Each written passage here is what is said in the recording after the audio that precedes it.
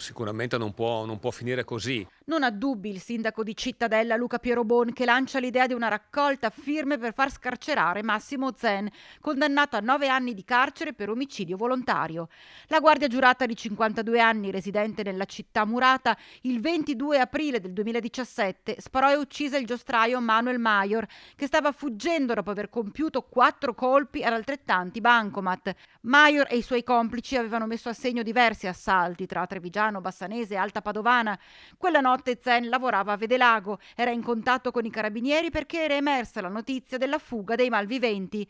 Aveva intercettato il veicolo, aveva messo la sua auto di traverso per bloccarli, poi il fuoco, la morte del bandito e adesso la condanna di Zen. Piero Bon non intende farsi da parte. Sono finiti i tempi delle chiacchiere, i tempi diciamo di star fermi ad ascoltare, bisogna cercare di trovare una soluzione, da una mano a Massimo, quindi cercheremo di muoverci in tutti i modi possibili per, non tanto per diciamo creare il caso a livello sociale, perché comunque la popolazione sa già cosa sta accadendo e quindi è tutta disposta a aiutare Massimo. Se raccogliessimo oggi delle firme in tutta Italia probabilmente raccoglieremo milioni di firme a sostegno di Massimo. Oggi però bisogna sentire le istituzioni, sentire il governo, capire cosa si riesce a fare per far sì che Massimo non stia in carcere tanto. Massimo è una brava persona, Massimo è un lavoratore, Massimo è una persona che stava facendo il suo lavoro per mantenere la propria famiglia, non è un delinquente e quindi come tale non può stare in carcere. Ci sono 50.000 sistemi dei servizi sociali a qualsiasi altra cosa per cercare di far sì che una persona sconti una pena